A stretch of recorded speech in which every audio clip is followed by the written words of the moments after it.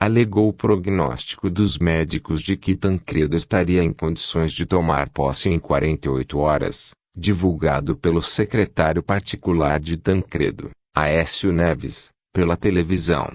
E insistiu para que Sarney assumisse e exercesse temporariamente o governo. Convenceu todo mundo. Não há jeito de saber como seria um governo presidido por Tancredo, é claro, mas a nova república começou num clima de muita frustração e pouca novidade. Sarney se aproximara da ditadura em 1964. Em 1965 fora eleito por voto direto governador do Maranhão e, em 1970, voltara a Brasília como senador pela Arena. Pulara do barco na última hora, e tinha uma impressionante facilidade para mudar de matiz e se adaptar a qualquer corrente ideológica, desde que fosse mantido exatamente onde queria estar. No poder. No Maranhão, era poderoso e onipresente, e assim permaneceria até 2014. Como outros políticos brasileiros, Sarney encarnava um novo tipo de coronel, que, se já não vive no velho sistema da Primeira República, conserva algumas de suas práticas. Inadaptação às regras democráticas, convicção de estar acima da lei, incapacidade de distinguir o público do privado, e uso do poder para conseguir empregos, contratos, subsídios e outros favores para enriquecimento próprio e da parentela.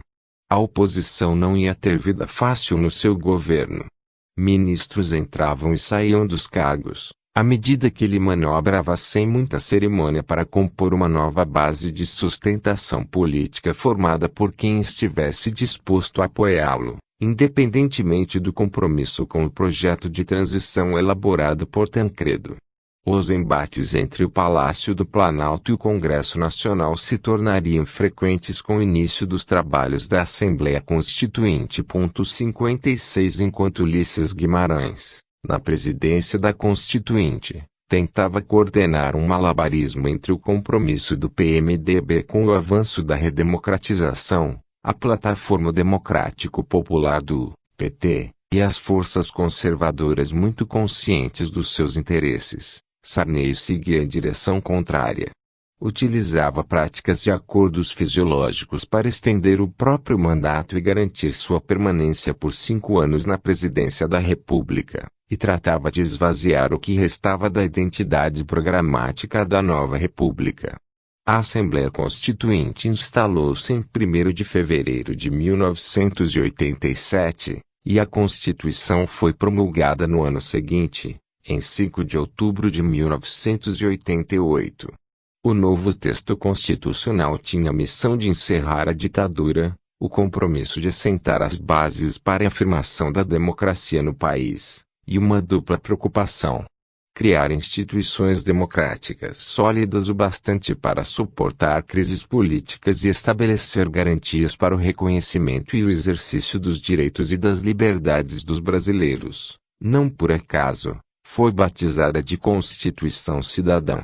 É a mais extensa Constituição brasileira, tem 250 artigos principais, mais 98 artigos das disposições transitórias, e está em vigor até hoje. Além do próprio Ulisses Guimarães, sua redação pôs em cena um elenco notável de parlamentares: Fernando Henrique Cardoso, Florestan Fernandes, José Serra, Lula, Mário Covas, Plínio de Arruda Sampaio.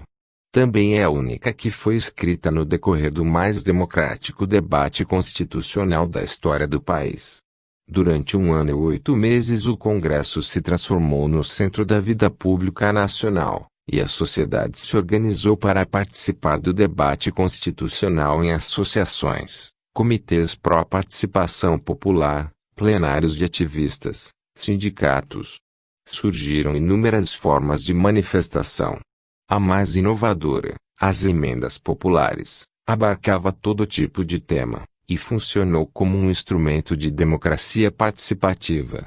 No fim do processo, foram encaminhadas 122 emendas populares à Constituinte, contendo mais de 12 milhões de assinaturas. Como o Brasil e como a própria democracia, A Constituição de 1988 também é imperfeita.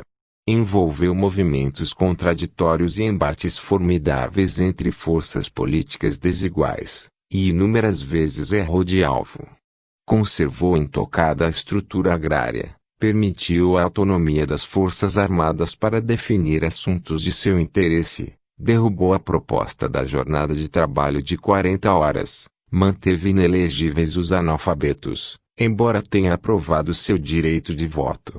E, fruto de seu inevitável enquadramento histórico, nasceu velha em seus capítulos sobre o sistema eleitoral e em sua ânsia de regular as minúcias da vida social. Mas a Constituição de 1988 é a melhor expressão de que o Brasil tinha um olho no passado e outro no futuro e estava firmando um sólido compromisso democrático. Foi assinada por todos os partidos, inclusive o PT.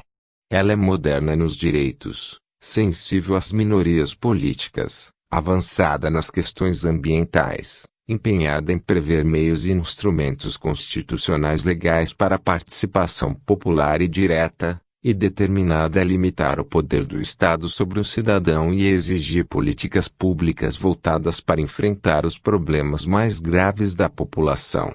E, quando Ulisses Guimarães apresentou o texto final, que deveria ser promulgado pelo Congresso com ódio à ditadura, ódio e nojo, como ele próprio declarou no Jornal do Brasil, a Constituição de 1988 deu início a um período consistente e duradouro de vigência das liberdades públicas e de solidez das instituições democráticas.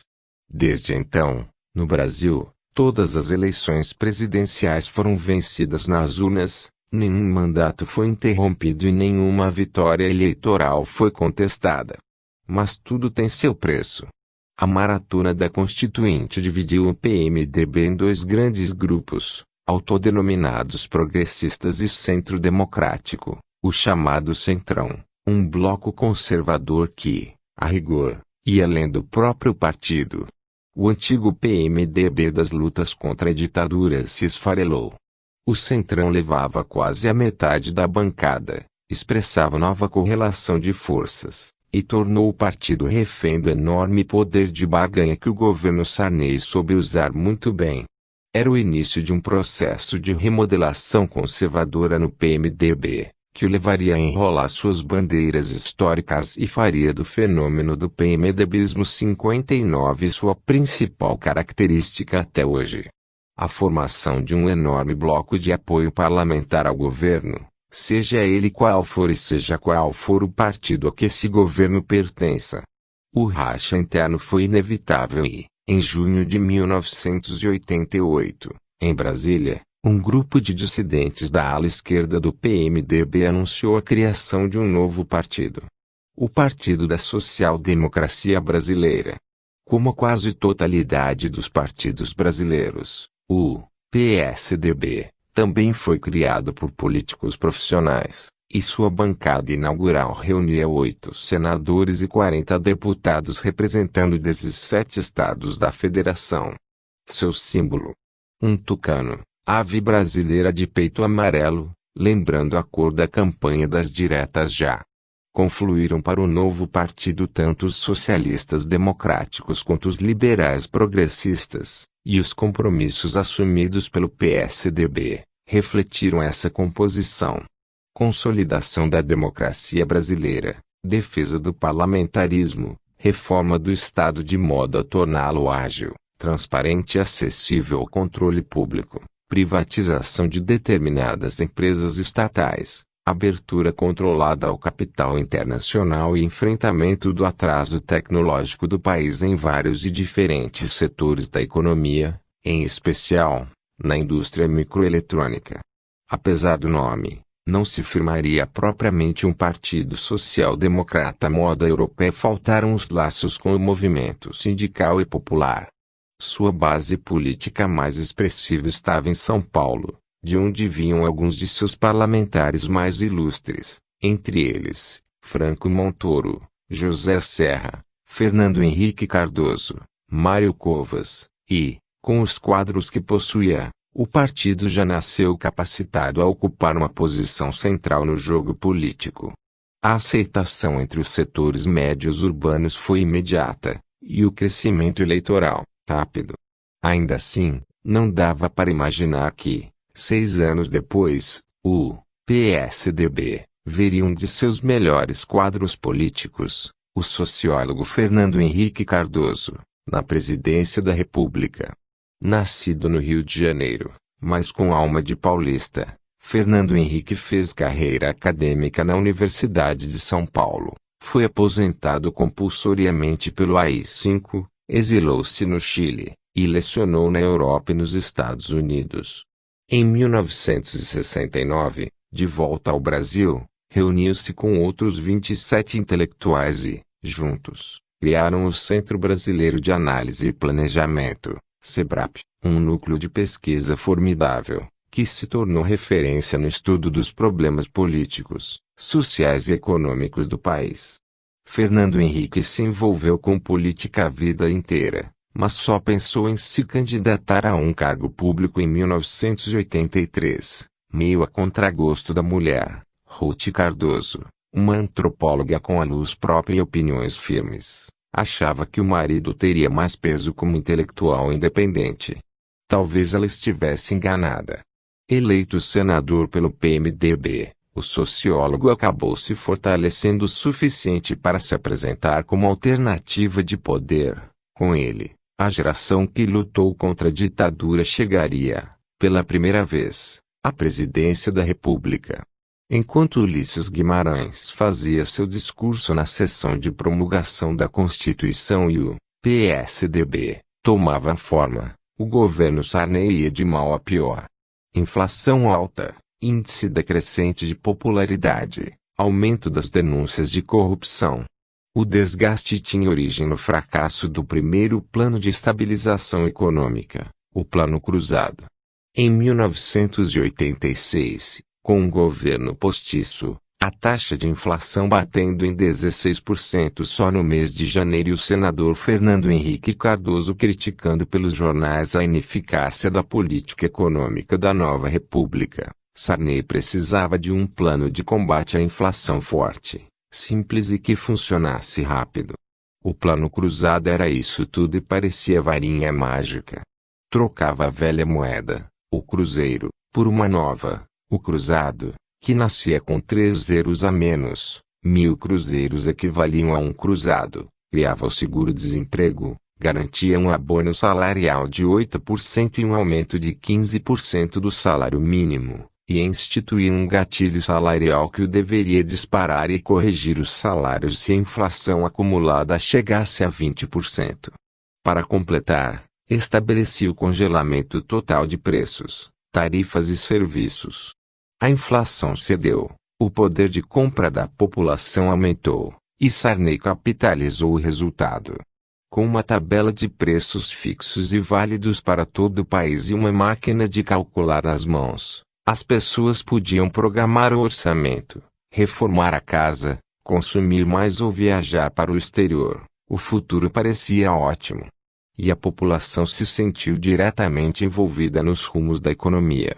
Foi para os supermercados fiscalizar os preços, denunciar as irregularidades e impedir remarcações. Eram fiscais do Sarney. Mas havia problemas. O plano tinha prazo de validade, sua engenharia demandava ajustes a curto prazo e alguns deles seriam impopulares. Liberar os preços, cortar gastos, diminuir o consumo.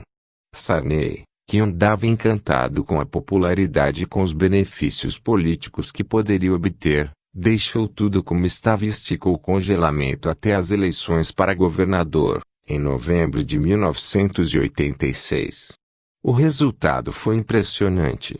Numa ponta, o PMDB se assumiu governista, elegendo a maior bancada do Congresso e 21 dos 22 governadores dos estados. A exceção foi Sergipe.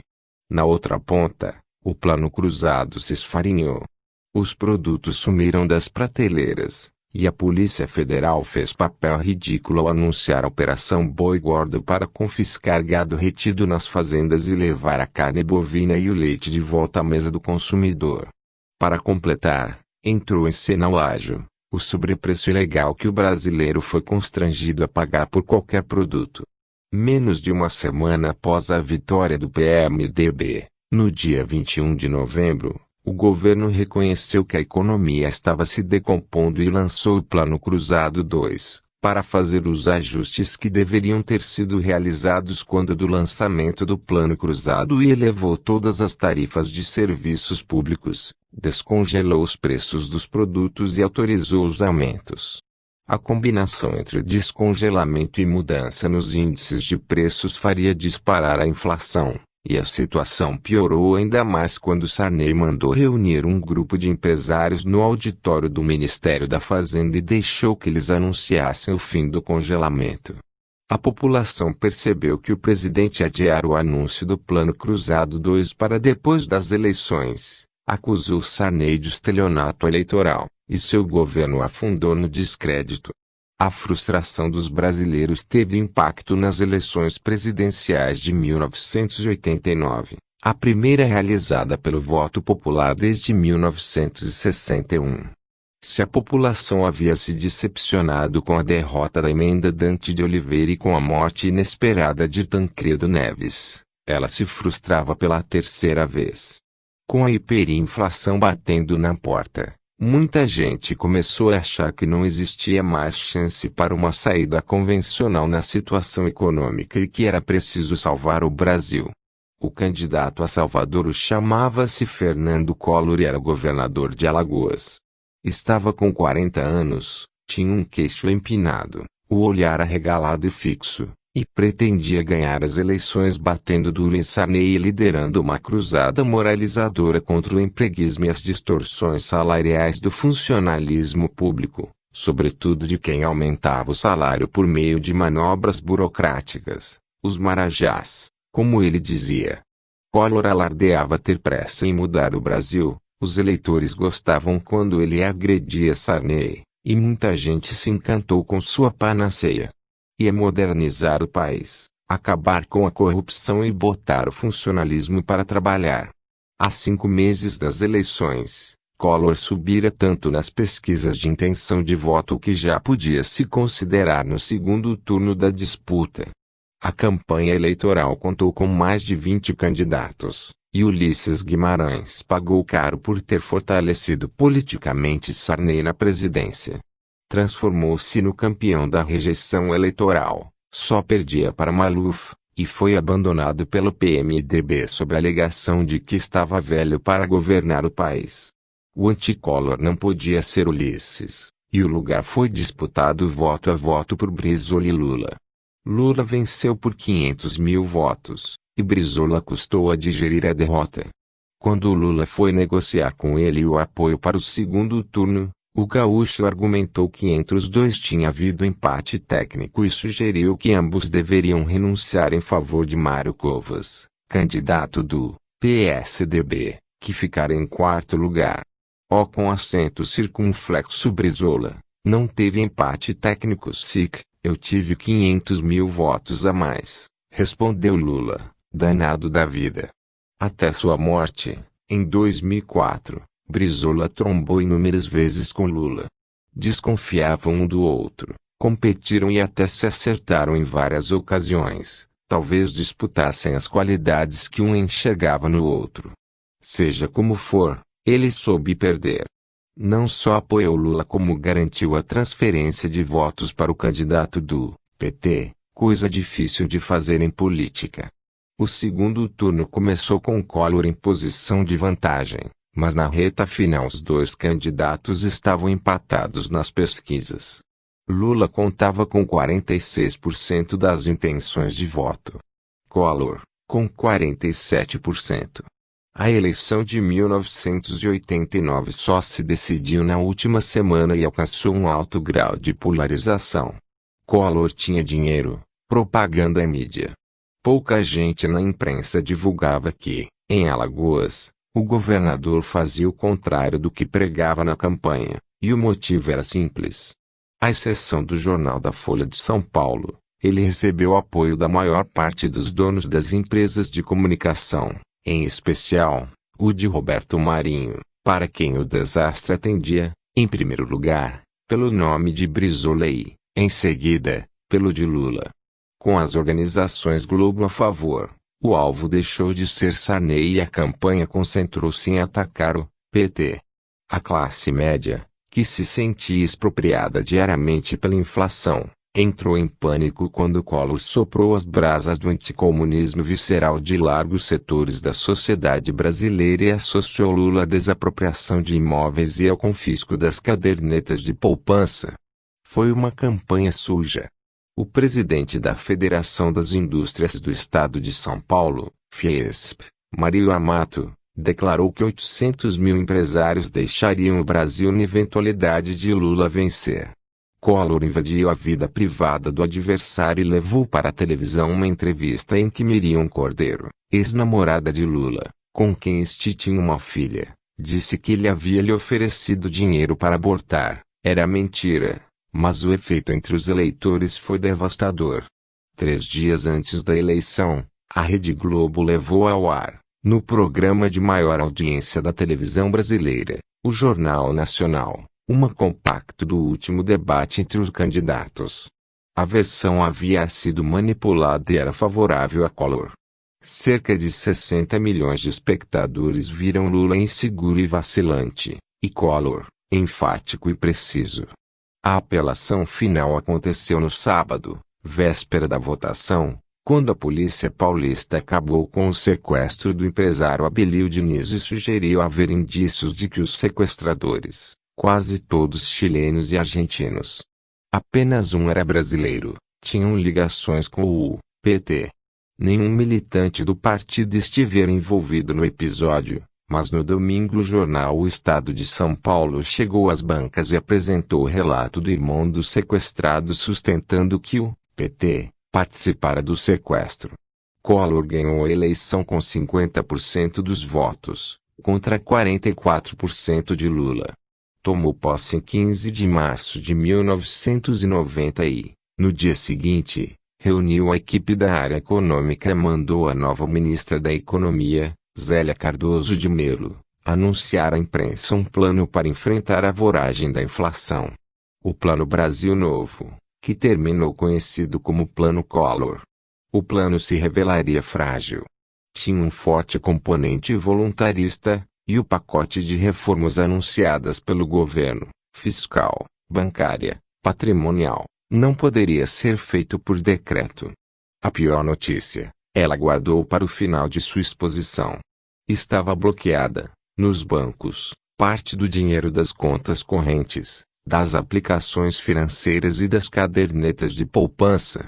Essa quantia seria devolvida depois de 18 meses, assim mesmo em 12 prestações, o que significava que iria ocorrer uma redução real no valor do dinheiro. 20 anos depois, 890 mil ações individuais e 1.030 ações coletivas de poupadores ainda tramitavam na justiça. Cada brasileiro poderia sacar apenas 50 mil cruzeiros, $1.250, na antiga moeda que acabava de ser ressuscitada. Além disso, os salários estavam congelados, as tarifas de serviços públicos seriam aumentadas e o Banco Central decretou feriado bancário de 3 dias. Os jornalistas calcularam que o país tinha, em conta corrente, aplicações de poupança, cerca de 120 bilhões de dólares e perceberam, alarmados, que o governo estava confiscando 95 bilhões de dólares, 80% de todo o dinheiro que circulava nos bancos. A vida virou de pernas para o ar. Ninguém podia comprar, o consumo caiu e milhares de trabalhadores ficaram desempregados. Empresas quebraram, o país perdeu a capacidade de poupar, e a população compreendeu que ia precisar de sorte para enfrentar os meses seguintes. Cancelou projetos pessoais, negociou a saúde em longas prestações e avaliou que seria difícil quitar suas dívidas ou saldar o carnê de mensalidades. Mas, surpreendentemente, a sociedade brasileira aceitou o confisco. Seja porque estava exausta das consequências da hiperinflação, seja porque Collor, com a legitimidade de quem acabava de ser eleito pelo voto popular, Afirmava não existir alternativa. Por algum tempo o Brasil acreditou quando ele dizia que aquela era a única medida possível para derrotar a inflação. Era vencer ou vencer, declarou o presidente.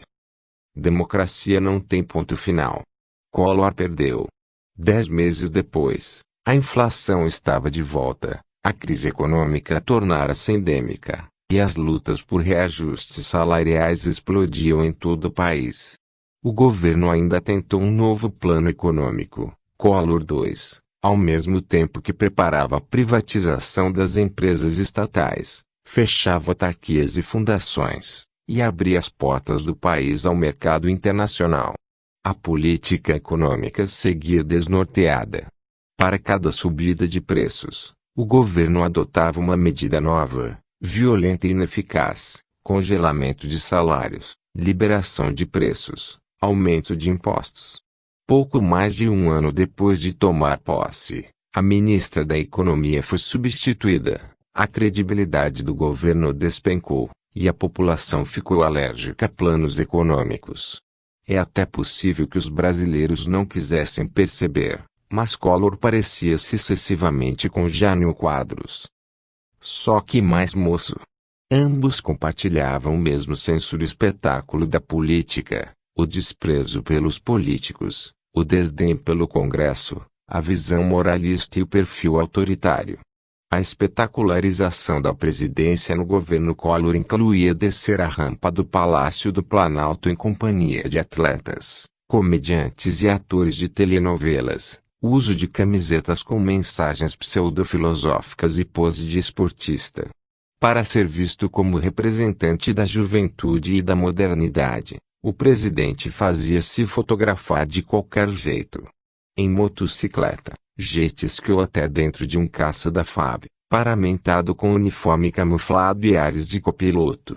Parecia um autômato. Falava de maneira postiça e, na presidência, assumiu uma postura imperial. Contrariava interesses, desdenhava a luta política, desconsiderava a precariedade de sua equipe e agia como se nada fosse atingi-lo. Jânio fez tudo isso e caiu quando tentou dar o golpe da renúncia. O governo Collor caiu por corrupção. Os boatos começaram a circular junto com o confisco, dando conta das inúmeras arbitrariedades e abusos que estavam ocorrendo e que permitiam a liberação do dinheiro em alguns casos e para alguns grupos. Apesar disso, o cerco só apertou quando a imprensa passou a investigar o comportamento do ex-tesoureiro de campanha, Paulo César Farias, e descobriu que ele operava um grande esquema de corrupção dentro do governo e que seu sócio nesse esquema era o próprio Collor. A partir daí, foi só uma questão de tempo. Em maio de 1992, a revista Veja detonou uma bomba de 17 páginas. Publicou uma entrevista com Pedro Collor, o irmão caçula de Fernando Collor, que acusava Paulo César Farias de atuar como testa de ferro do presidente, tanto na administração de recursos ilegais arrecadados durante a campanha, cerca de 60 milhões de dólares, quanto na intermediação de negócios, favores e nomeações mediante cobrança de propinas. Em junho, o Congresso Nacional instalou uma comissão parlamentar de inquérito. A CPI começou desacreditada, mas, quando as investigações avançaram, os escândalos se revelaram. Descobriu-se que a ingerência de Farias atingia todos os níveis da administração federal, e veio a público o elo que faltava ligando Paulo César Farias ao presidente. Os recursos arrecadados pelo ex-tesoureiro pagavam as contas particulares de Collor e o aluguel de carros para a presidência da República. Não se sabe até hoje onde foi depositado o dinheiro que Farias desviou. As estimativas variam entre 300 milhões e 1 bilhão de dólares, e até o último instante o próprio Collor não acreditou que poderia ser derrubado. Mas, no dia 13 de agosto, uma quinta-feira, num discurso improvisado para 2.000 motoristas de táxi que foram ao Palácio do Planalto agradecer a concessão de subsídios, ele se exaltou. Protestou contra as denúncias e encerrou o discurso convocando a população a vestir-se de verde e amarelo e sair às ruas, no domingo, em apoio ao seu governo. O presidente estava colérico, mas os brasileiros estavam fartos, e o domingo foi dia de manifestações. Com um detalhe: as pessoas se vestiram de preto. Sem nenhuma organização prévia, em todo o país apareceram espontaneamente levas de brasileiros caminhando nas ruas com roupas negras, tiras pretas no braço ou panos negros amarrados na antena dos carros. Collor tinha subestimado o Brasil. A população estava empenhada em desmentir o presidente, e as manifestações políticas voltaram às ruas das grandes cidades com força total. Traziam novidades: o traço carnavalesco e a marca do bom humor. Surgiram bonecos gigantescos de Collor vestido como presidiário, fantasias de ratazanas com bigodes e óculos como os de Paulo César Farias, esquifes com o nome do presidente de Zélia Cardoso de Melo. Os estudantes, que já andavam em dosses, pintaram o rosto de preto ou de verde e amarelo, eram chamados caras pintadas, convocaram a população para protestar e sacudiram as manifestações com a palavra de ordem. Fora Collor impeachment já. Liderar o processo de impeachment de Collor no Congresso Nacional foi a última grande atuação política de Ulisses Guimarães. No dia 12 de outubro, ele morreu num desastre de helicóptero, seu corpo desapareceu no mar e o Brasil ficou mais uma vez de luto. 67 Em 29 de dezembro de 1992, o Senado se reuniu para julgar o impeachment de Collor. Era o grande teste da Constituição de 1988. Dar suporte ao processo de impedimento do primeiro presidente eleito pelo voto direto desde 1961. O pedido foi apresentado à Câmara dos Deputados por Marcelo Lavagna com acento grave Ri, presidente da OAB, e Barbosa Lima Sobrinho, da ABI, duas das entidades mais comprometidas com a redemocratização do país, e foi autorizadas pelos deputados. Collor estava afastado provisoriamente do governo desde setembro e, na manhã de seu julgamento pelo Senado, ainda tentaria uma última manobra para evitar a condenação a 8 anos de inelegibilidade. Renunciou. A sessão legislativa foi interrompida. O vice-presidente, Itamar Franco, assumiu em definitivo o cargo e, no dia seguinte, os senadores retomaram o julgamento. Por 76 votos a 3, o impeachment foi aprovado e Collor teve seus direitos políticos suspensos. Estava impedido de exercer função pública até o final do ano 2000. É difícil imaginar que Itamar Franco tenha concordado em servir-se de Collor seduzido pelo discurso do moralismo ou da modernidade. Collor o convidou porque precisava dos votos de Minas, o segundo maior colégio eleitoral do país e uma espécie de fiel da balança. As eleições são muitas vezes decididas em Minas, um estado central que espelha as diferentes faces do Brasil. Itamar deve ter aceitado por falta de votos e de opção. Seu mandato de senador estava por terminar e ele não havia conseguido repeti-lo numa nova eleição. Ambos divergiram desde o lançamento da candidatura até o fim do governo. Collor desdenhava do seu vice, um político tradicional, de vida provinciana e propensões nacionalistas. Itamar, por sua vez, era encrenqueiro e instável. Apesar de ter sido governador de Minas, continuava desconhecido da maioria da população e assumia a presidência numa conjuntura de crise. Sabia que a sociedade era cética a seu respeito e que estava engolindo sua posse para manter a ordem democrática. Surpreendeu todo mundo. Itamar assumiu a presidência da República com o Brasil atolado numa situação calamitosa. Com o PIB em queda, o desemprego atingia 15% da população economicamente ativa só na região metropolitana de São Paulo, e a inflação que Collor prometera derrubar se encontrava acima do patamar de 20% ao mês, e assim permanecia havia quase 2 anos. A inflação atinge todas as classes sociais, mas tem efeito especialmente perverso sobre a população pobre, e não apenas porque ela está fora dos bancos e seu dinheiro não tem correção diária. Ela sabota o futuro, E seus efeitos colaterais são escassez, desemprego e violência, muita violência. Não foi por acaso que, em 1993, o país tomou conhecimento de duas das maiores chacinas da sua história. No dia 23 de julho, 6 policiais militares saltaram de 2 carros, em frente à Igreja da Candelária, no Rio de Janeiro, e abriram fogo contra 40 crianças e jovens moradores de rua que dormiam nas escadarias. No dia 29 de agosto, um grupo de 36 homens armados e encapuzados fuzilou 21 pessoas, todas jovens, na favela de Vigário Geral, zona norte do Rio. O Brasil experimentava o paradoxo de ser um país onde a democracia convivia com a injustiça social, e o rap, a voz das favelas e das quebradas, apontou para a crueldade desse paradoxo. Recriou, com palavras vindas da rua, a vida nos bairros pobres, nas periferias, nas favelas, com seu cotidiano de loucura, miséria e violência. Expôs de uma só vez a violência policial, a parcialidade da justiça, a ausência de políticas públicas, a falta de oportunidades para a população pobre.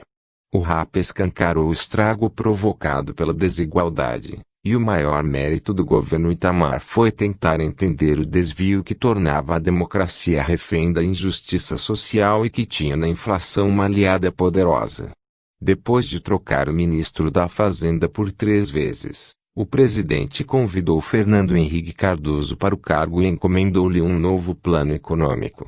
A encomenda provocava frio na espinha do governo.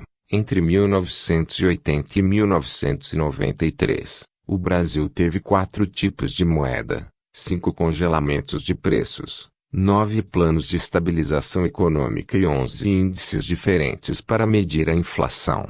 Dessa vez tudo aconteceu às claras. O Plano Real foi submetido à discussão pública, a sociedade entendeu seu funcionamento e o Congresso Nacional aprovou sua implementação. O embrião da nova moeda, o real, era a unidade real de valor, um indexador de inflação que ganhou a confiança da população. É bem verdade que a transição para o real não foi simples.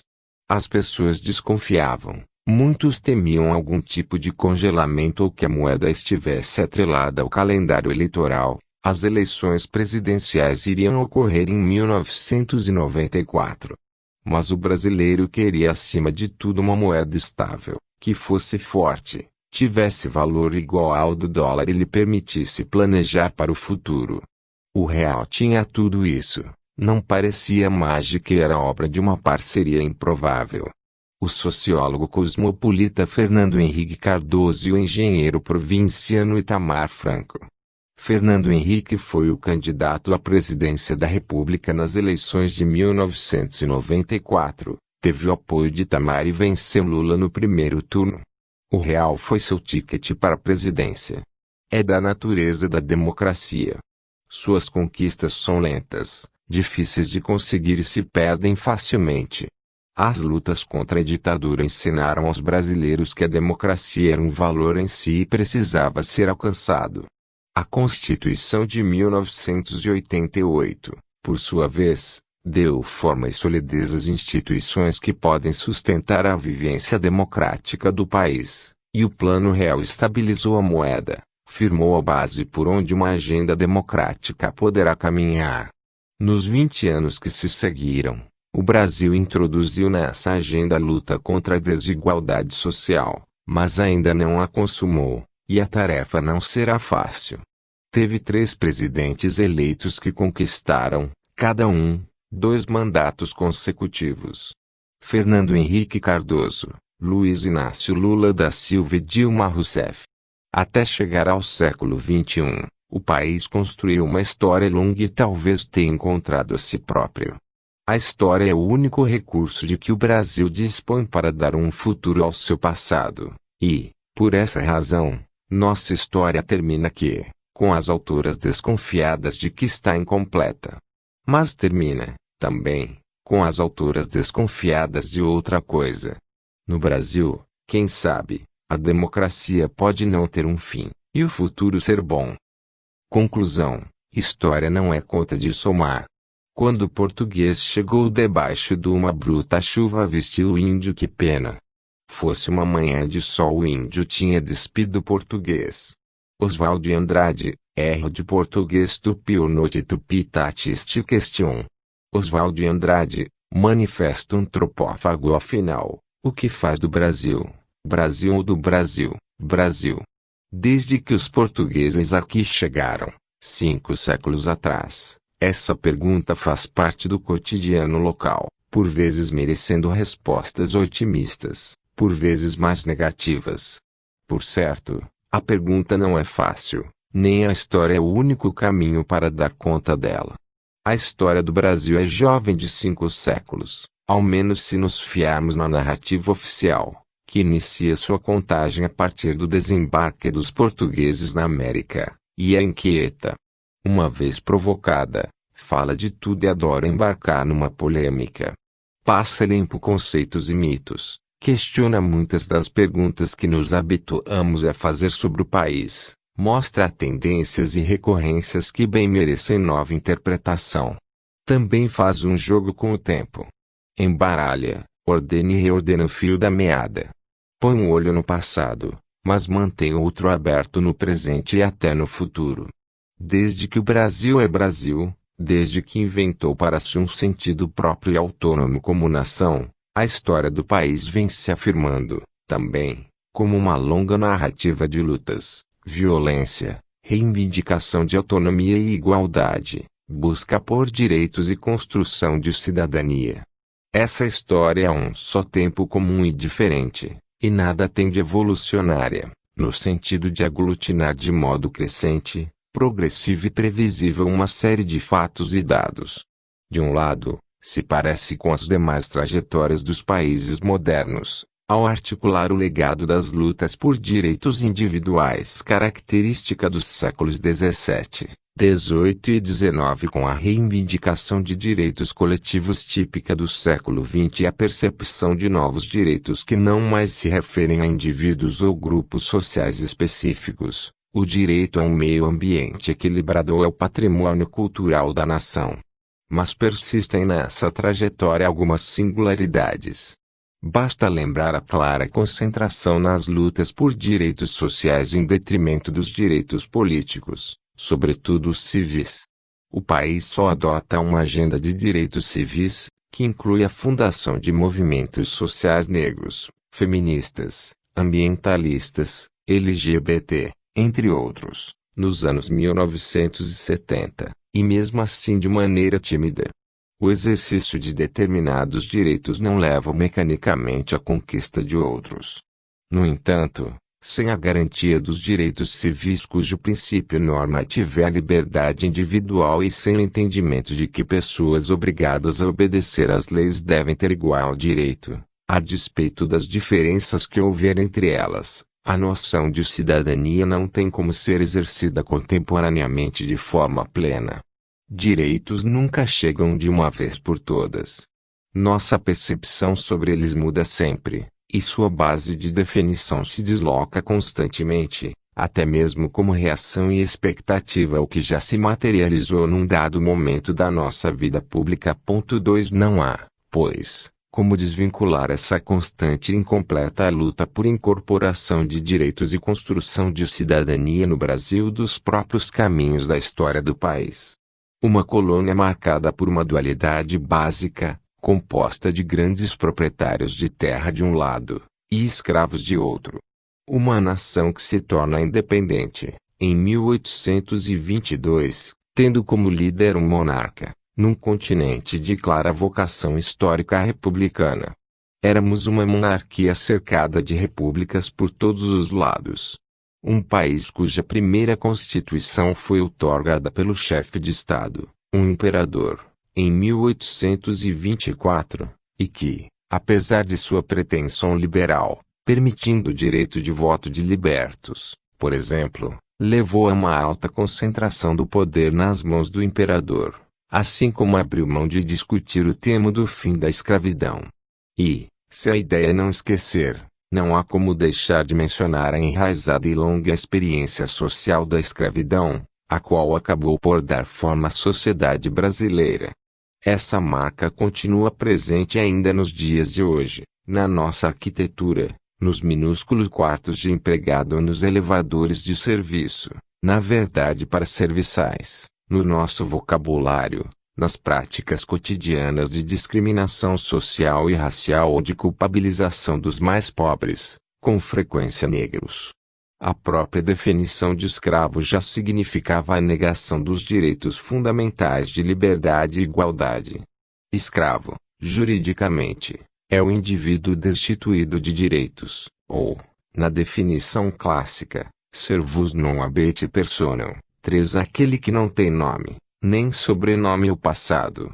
Um indivíduo que não tem origem. É estrangeiro em qualquer lugar. É certo que escravizados refizeram tal definição no Brasil, rebelando-se, praticando toda sorte de reação e negociando sua condição. Mas no cerne da nossa comunidade permaneceu, teimosa, a concepção de que existiriam homens, por natureza, diversos, repartidos por sua história, sua biologia e condição. Tanto que o destino dos homens livres pobres, aliás, a grande maioria da população, não seria muito diferente. Emaranhados a estruturas de dominação como o mandonismo e o coronelismo, giraram em torno das relações de favor. Expediente muito mais exercido a partir de estruturas de dependência pessoal do que pautado numa cartela de direitos civis ou sociais. Na verdade, o favor, essa sorte de moeda nacional e de larga circulação interna, representa a própria negação dos direitos. Implica um inflacionamento dos poderes pessoais e privados em detrimento da esfera oficial e pública. Mas, se a construção de um sentimento de nacionalidade acabou por ser a tarefa prioritária do Segundo Reinado, com a voga do indigenismo romântico, foi com a República que se cultivou certa brasilidade. O sentimento de fazer parte de uma comunidade imaginada, a noção de pertencimento a uma sociedade que se reconhecia como unida a partir do compartilhamento de uma mesma condição de ser brasileiro. Brasileiros não eram mais súditos, pois com o novo regime se tornavam, formalmente, cidadãos da República, um grupo de homens associados uns aos outros pela adesão à mesma lei e pela valorização da vida em comum. O processo seria, entretanto, à sua maneira, tortuoso, já que com a Primeira República novas formas de subcidadania se introduziram no país. Os ex-escravos, num primeiro momento, em vez de serem reconhecidos como iguais, foram nomeados como libertos ou então, de forma derrogatória, os 13 de maio, numa referência jocosa ao dia da abolição. 7 O suposto era que, se estava decretada a liberdade, a igualdade, no entanto, não existia. 8 Suposto esse reforçado pelas teorias raciais em voga naquele contexto, que passavam a justificar, em nome da ciência, diferentes humanidades. Por outro lado, se a experiência republicana se iniciava nesse contexto, com os primeiros embates por igualdade, direitos de trabalho e de cidadania plena, e se o momento político deu ocasião a greves e a todo tipo de manifestação pública, liderados por brasileiros e imigrantes estrangeiros, políticas de exclusão social também mostraram novas faces do regime que apenas se instaurava. É com a ascensão de Getúlio Vargas ao poder que o Brasil passa a exercitar uma renovada gramática da cidadania, mas sustentada num paradoxo. A extensa legislação social introduzida a partir da década de 1930 se propunha a oferecer proteção legal ao trabalhador à custa das liberdades individuais. A ditadura de Vargas garantia a agenda de direitos sociais, mas suprimia os direitos políticos. A Constituição de 1946, por sua vez, abriu uma fase democrática inédita na história do país. Manteve as conquistas sociais obtidas a partir da década de 1930, e repôs a exigência de gozo da liberdade política e a centralidade do catálogo de direitos como condições incontornáveis para o exercício da cidadania na República. E seria mais uma ditadura, dessa vez militar, instaurada com o golpe de 1964, que fecharia novamente o caminho da construção dos direitos. Aliás, vigora certo senso comum no país de que ditaduras seriam por definição militares, o que, na verdade, a ordem dos fatos desmente. Basta lembrar o Estado Novo, a ditadura de Vargas, para ter certeza de que governos sem limites constitucionais, que ferem de morte as condições de liberdade política do cidadão e nos quais o uso da força sustenta o poder arbitrário dos governantes, nunca foram exclusividade das casernas. Não por acaso, a Constituição de 1988, que garantiu o exercício pleno de direitos, foi chamada de cidadã. A partir de então é possível dizer que o Brasil deu início a um período consistente e duradouro de vigência das liberdades públicas e de solidez das instituições democráticas. Em 1987, quando foi instalada a Assembleia Constituinte, Ulisses Guimarães afirmou de forma contundente: a nação quer mudar, a nação deve mudar, a nação vai mudar. Ele estava certo. O Brasil mudou. 30 anos atrás, não seria possível imaginar que o país iria eleger para a presidência da República um acadêmico refinado como Fernando Henrique Cardoso, ou um líder operário como Lula, e uma mulher ex-guerrilheira, Dilma Rousseff. Mas na posse do primeiro presidente civil, após 21 anos de ditadura militar, em 1985, ninguém poderia nos adiantar como seria o caminho para reimplantar a democracia no Brasil. O esforço para responder a essa pergunta foi parte importante na construção de nossa vida pública. E o que era apenas rascunho tomou forma. No Brasil contemporâneo, as instituições políticas estão consolidadas, os poderes separados, as eleições são livres e periódicas. Os cidadãos manifestam vontades individuais e coletivas. O experimento democrático não é mais compreendido como um valor instrumental, mas como um fim em si mesmo. A agenda de direitos entrou na pauta do Estado, integra o debate público e possui uma ambiciosa vocação transversal.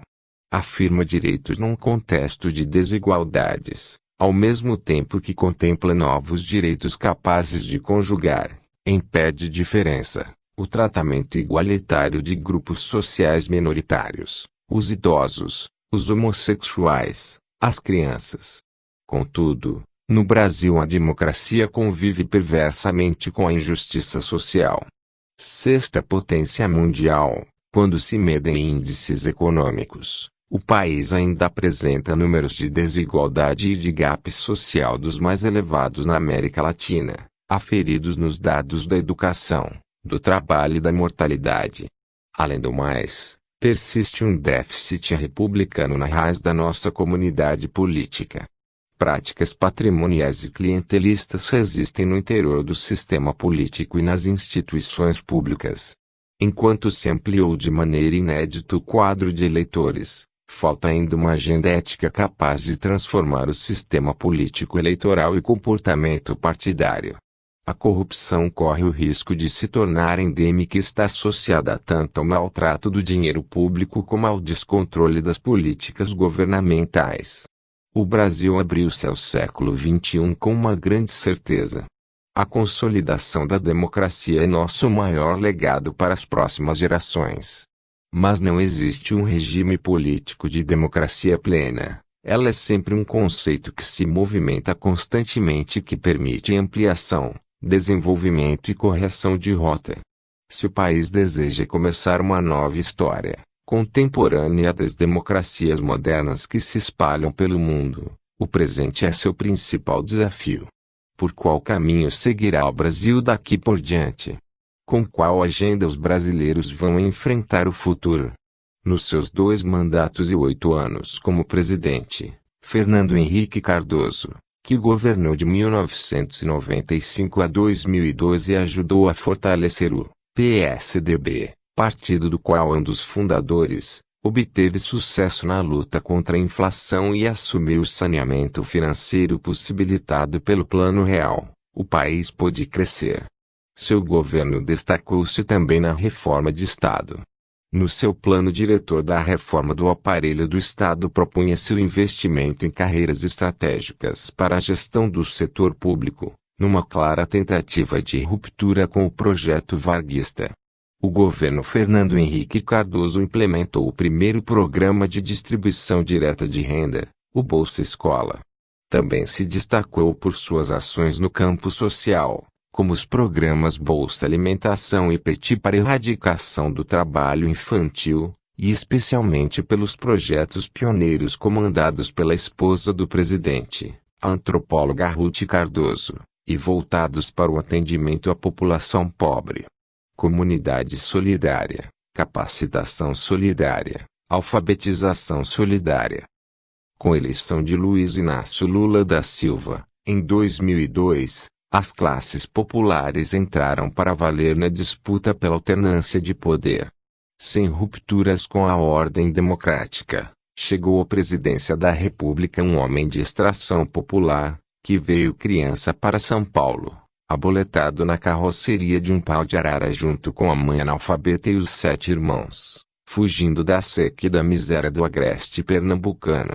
Além do mais, o novo presidente da República era um líder de esquerda, originário do mundo operário sindical, e ganharia a eleição à frente de um partido de trabalhadores que ele próprio ajudou a criar, na difícil conjuntura do final dos anos 1970.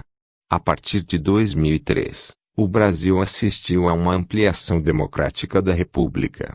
As grandes marcas dos 2 governos de Lula foram o combate à miséria, a redução da pobreza, a diminuição da desigualdade e a expansão da inclusão social. O esforço para aumentar a renda do trabalhador incluiu a formalização do emprego, a ampliação do crédito e o aumento do salário mínimo, de cerca de 60% entre 2000 e 2013. O programa Bolsa Família, criado em 2004, significou transferência direta de renda para a população pobre e extremamente pobre. Em 2013 o Bolsa Família cobria 50 milhões de pessoas, 26% da população do país. Foram mantidas as práticas democráticas, e houve avanço na criação de políticas estruturantes e em escala para a incorporação dos brasileiros à rede de proteção social. Mas, se a democracia se consolida e caminha para frente, a República ainda lembra um esboço que não alcançou forma. República não é apenas um regime determinado de governo. Ela remete à significação de coisa pública. O que pertence ao povo, o que se refere ao domínio público, o que é de interesse comum e se opõe ao mundo dos assuntos privados. Sua principal virtude é a afirmação do valor da liberdade política, da igualdade dos cidadãos e do direito deles de participar da vida pública. Seu grande inimigo é a corrupção. A corrupção não é um fenômeno exclusivo do Brasil, ela ocorre na grande maioria dos países. Também entre nós, ela sempre existiu, de um modo ou de outro. Tanto que, com frequência, a corrupção costuma ser associada à própria identidade do brasileiro, como se fosse um destino inevitável. Quase uma questão endêmica. Segundo essa visão, o Brasil seria forçosa e definitivamente corrupto devido a certas práticas e comportamentos, o jeitinho, a malandragem, o político ladrão, que, desde sempre presentes na nossa história, fazem parte de um suposto caráter do brasileiro, o que formaria uma espécie de cultura de corrupção. Essa abordagem, além de preconceituosa, naturaliza a corrupção no país, simplifica e congela sua compreensão, assim como impede o combate a um fenômeno de alta complexidade, além de desvalorizar as atitudes e os movimentos de opinião pública que expressam a revolta dos brasileiros contra essa prática. É certo que o Brasil tem mudado nos seus comportamentos públicos e privados em relação à corrupção. O país avançou em questões decisivas no que diz respeito à punição de funcionários públicos e de indivíduos privados, bem como instituiu diversas práticas de controle. Um Ministério Público independente com garantias de autonomia tanto administrativa quanto funcional. tribunais de contas com a tarefa de fiscalizar a arrecadação, gestão e aplicação dos recursos públicos. Comissões parlamentares de inquérito representando um mecanismo institucional de controle do legislativo sobre os demais poderes da República e sobre a sociedade. Além disso, criou a correição, pela qual a administração pública, a Corregedoria Geral da União, apura irregularidades e corrige a atuação de seus servidores, conformando aos parâmetros legais, assim como normatizou a quarentena, conjunto de normas que limita a participação de servidor público na gestão de situações que possam levar ao aproveitamento indevido dessa condição. Mas é certo também que se acumulam as evidências de que a corrupção está longe de ser um fenômeno marginal na vida pública brasileira. As denúncias mais recentes envolvendo membros dos últimos governos revelam que o fenômeno da corrupção vem se repetindo, sem que os dirigentes do país tenham conseguido coibir com eficácia essa prática na vida pública nacional. A história recente é pródiga em exemplos. Acusações de manipulação e corrupção foram feitas durante o governo Fernando Henrique Cardoso, e estão relacionadas, sobretudo, à venda de empresas estatais públicas, BNDES, Telebrás, Companhia Vale do Rio Doce, e a compra de votos de parlamentares para garantir a reeleição do presidente da República. No primeiro mandato de Lula explodiu a denúncia do mensalão, o pagamento mensal a deputados de diversos partidos para a compra de apoio parlamentar ao governo, que envolveu alguns dos principais dirigentes do PT, e geraria posteriormente a prisão de membros da elite política e econômica do país. Os acusados do mensalão foram condenados pelos juízes do Supremo Tribunal Federal depois de 4 meses de debates transmitidos ao vivo e acompanhados pelos brasileiros com um interesse inédito em nossa história republicana, e houve ampla aprovação da opinião pública. Sentenças condenatórias. Já no final do primeiro governo de Dilma Rousseff vieram a público as operações de corrupção ativa, lavagem de dinheiro, formação de quadrilha e incompetência gerencial na Petrobras, a estatal mais valiosa e a que melhor simboliza as ambições de soberania e independência econômica dos brasileiros.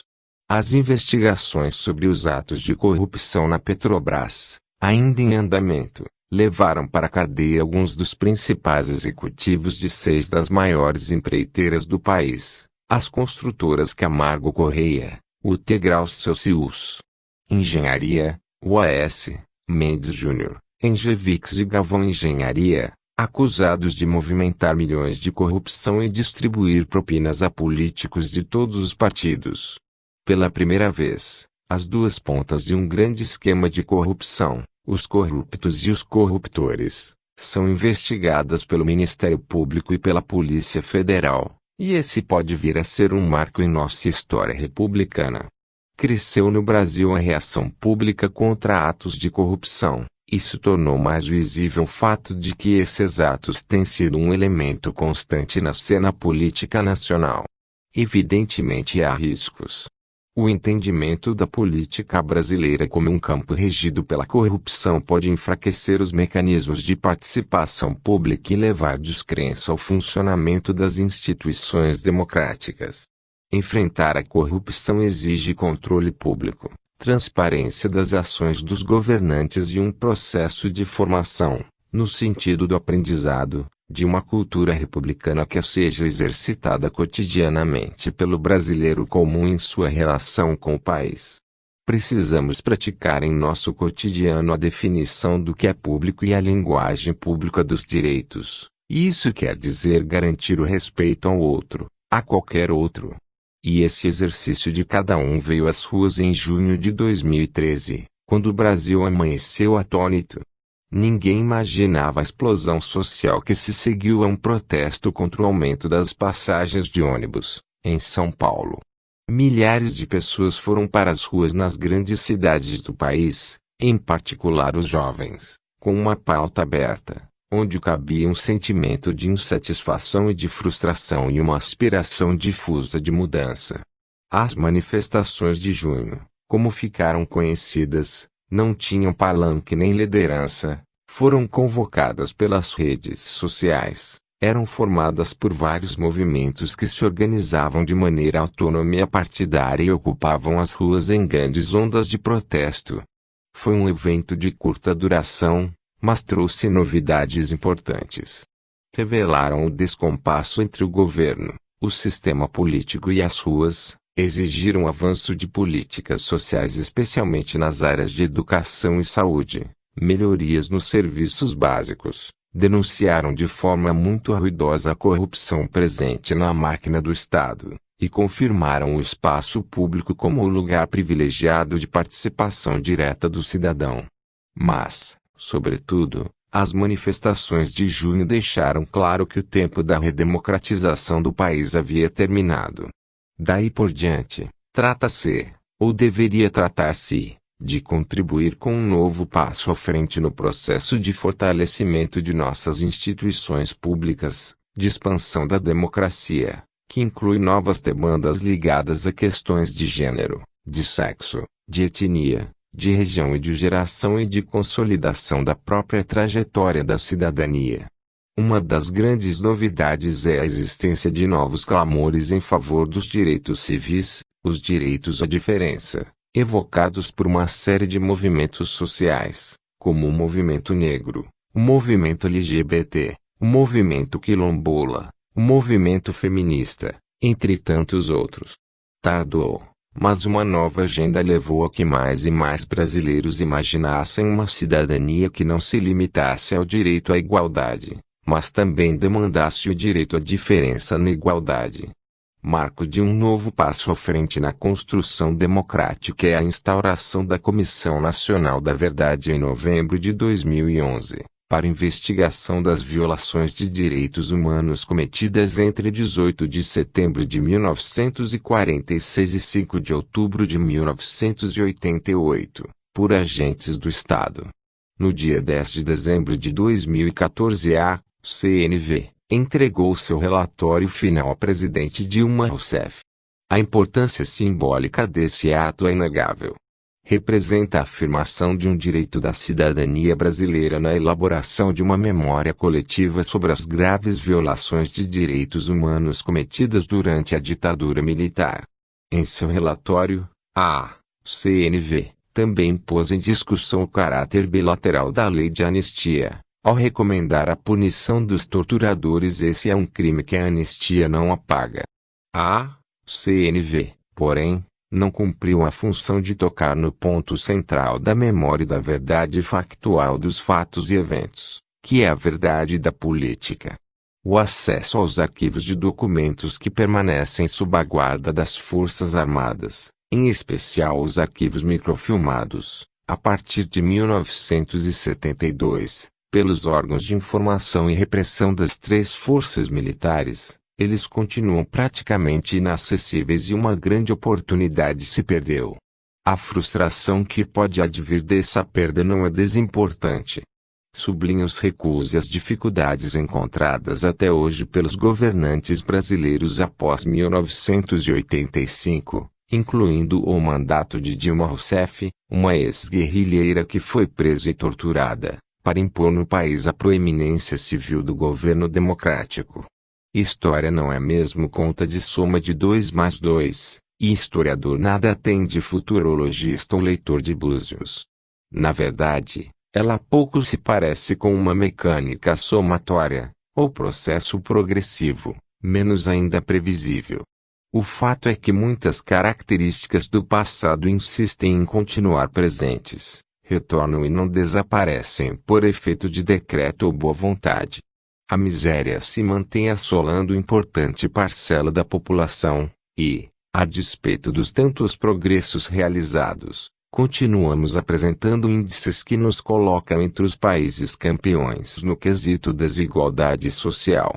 Em muitos lugares, mulheres ganham menos, trabalhando nas mesmas funções que seus colegas do sexo masculino, e continuam altos os índices de crimes da paixão, eufemismo para definir as práticas violentas que ainda marcam as diferenças de gênero no país. Se os novos arranjos familiares, de diversidade sexual e de gênero são cada vez mais abertamente defendidos, Ainda somos vítimas, em todo o país, de distintas formas de fobia, práticas sexistas e abusos que geram muitos atos violentos, cuja base é a intolerância à diferença.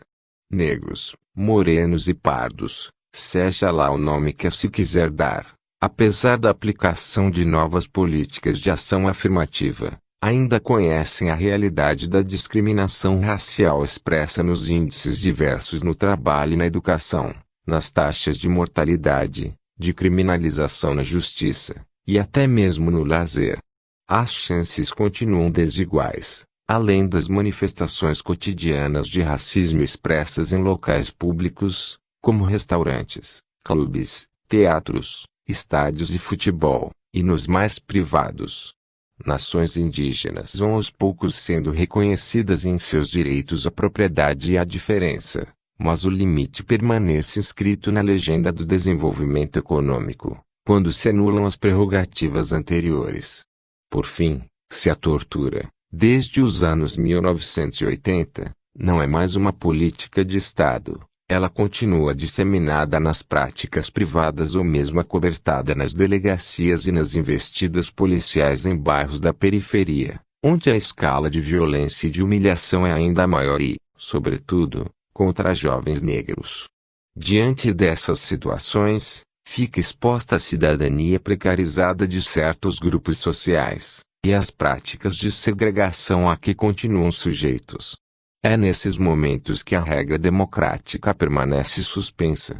Até parece que o passado escravocrata mais distante e o autoritarismo nem tão longínquo deixaram uma marca incontornável do arbítrio e do ajuste de contas privados, ou delegados a outro que incorpora autoridade. O pior é que a prática atravessa diferentes classes sociais, não sendo o monopólio de um grupo ou extrato. São várias as questões que tornam este livro uma obra aberta. O Brasil consolidará a República e os valores firmados na Constituição de 1988. Conseguirá manter um crescimento sustentável sem dilapidar suas riquezas naturais? Que papel desempenhará no cenário internacional? Claro que não há por que transformar uma conclusão num ponto final, muito menos numa cartilha de uso imediato. Toda a história é aberta, plural, e permite muitas interpretações. Aqui tentamos desenhar a que mostrou quanto vem sendo difícil a nossa construção cidadã. De toda forma, os desafios para que se altere o imperfeito republicanismo do Brasil são muitos. A sua persistente fragilidade institucional, a corrupção renitente, o bem público pensado como coisa privada. A grande utopia quem sabe ainda seja acolhermos os valores que têm como direção a construção do que é público, do que é comum. Talvez comece nesse desafio mais um capítulo na história do Brasil. Afinal, feita a opção democrática, também a República pode recomeçar. Belo Horizonte, São Paulo, 15 de janeiro de 2015 PS. Quando o livro já estava indo para a gráfica, acompanhamos, como todos no Brasil e mesmo no exterior, as manifestações dos dias 13 e 15 de março de 2015. Mais uma vez, brasileiros ocuparam um espaço público na qualidade de cidadãos, apostando nos valores republicanos.